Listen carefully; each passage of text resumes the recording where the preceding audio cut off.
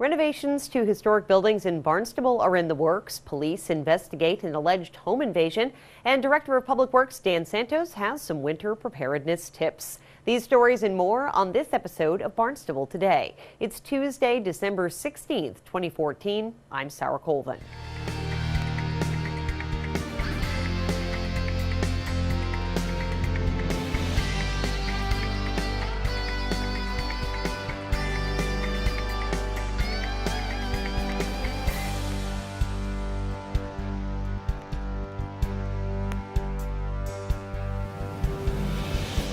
Barnstable police are looking into allegations of a home invasion on Hiramar Road this Monday. Few details are available, according to Chief of Police Paul McDonald. It has not been confirmed of the armed home invasion. We had a call yesterday about 1:45 for 35 Fresh Hills Road. Supposedly two individuals had entered the home armed with a handgun, and supposedly they robbed the individuals of a unknown amount of cash. This particular address, 35 Fresh Hills Road, does have a history with the BPD. We've been there several times. We've executed a couple of search warrants there. We know in the past there has been drug dealing and distribution out of that home, so we're not exactly sure what actually happened yesterday. We canvassed the entire neighborhood. We talked to everybody in the neighborhood. Nobody else has been able to verify what happened yesterday. There was no forced entry. The individuals in the house were unable really to give us a description. They said they did not see the faces of the two suspects. So it's still under investigation. We had a K-9 unit there. We had detective units down in there. We are still following up with the investigation, but we're still not exactly sure what we are investigating. Police continue to investigate. Meanwhile, a stabbing last week on Winter Street was an open and shut case. Last Wednesday late afternoon, we responded to 164 Winter Street regarding a verbal argument. 164 Winter Street is an apartment complex. There's approximately 6 apartments in the home. One apartment upstairs, the homeowner Jason Lawson and the individual downstairs, the victim Jake Raymond, they get into a verbal confrontation.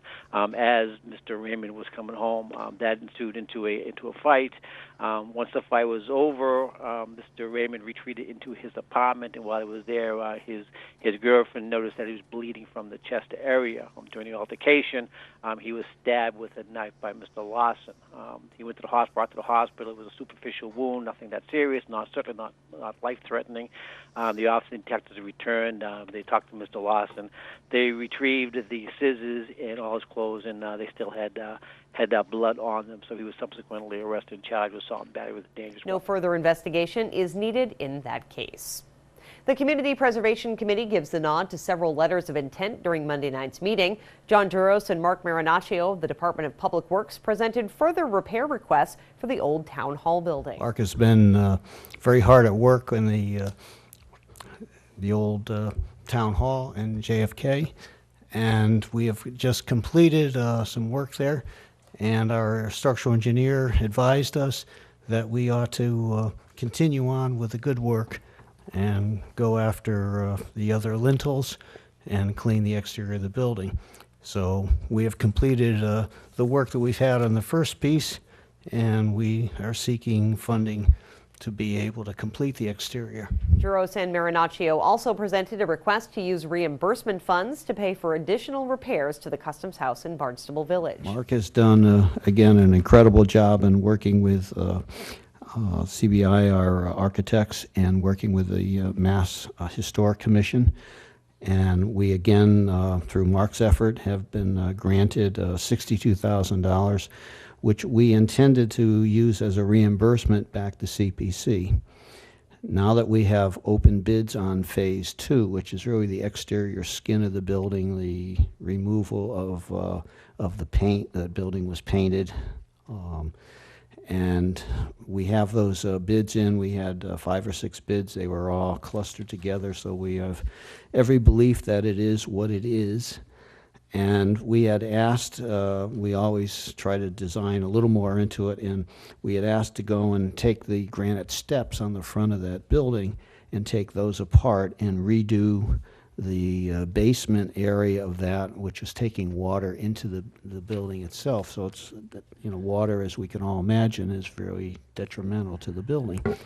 And so we'd like to go and get those stone steps, granite steps removed and taken care of and put back. Unfortunately, we've pretty much expended or would expend all the money in the base bid of the contract monies that we have, complements of this group and CIP funding.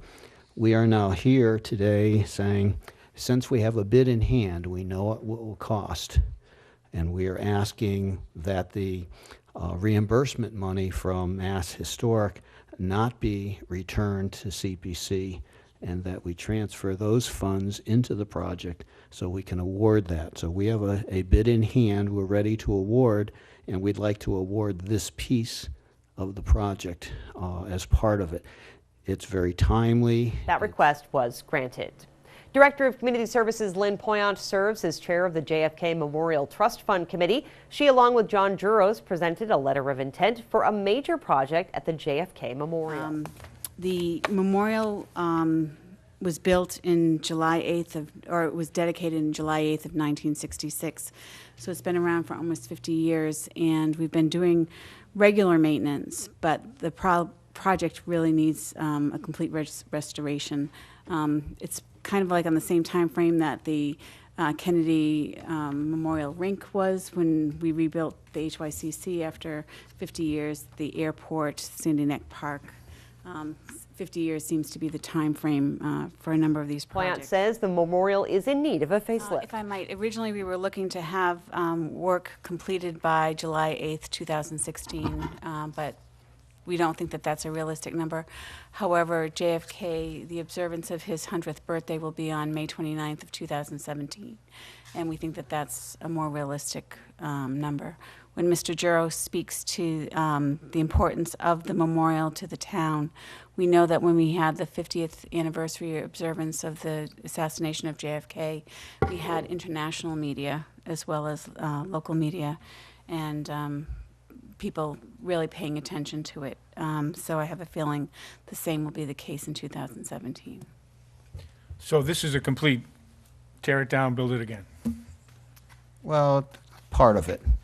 There's some renovation component of it. The patio itself has been restored or renovated, I guess, with good intentions.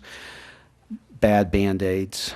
The surface is bad. Between the slabs are actually a piece of redwood that's been coated over, and that's just not the way to deal with this thing. And one thing we've tried to do, in at least my tenure here in 9 years, has been to realize that Band-Aids are not the best solution around here. We have tried very hard to go and use integrity and have good products, good material, and longevity in our projects. That letter of intent was approved. The project will now move forward to the formal application process.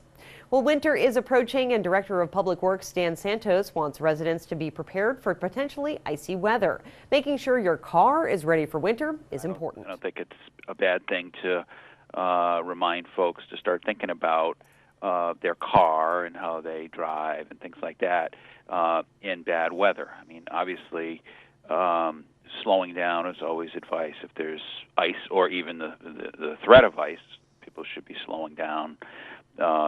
Testing their brakes, making sure there's not a black ice situation, making sure your car has good tires for snow. It makes an enormous difference in your traction in snow if you have good tires versus bald tires, or if you have all-weather tires, that kind of thing. So people should take a look at their tires.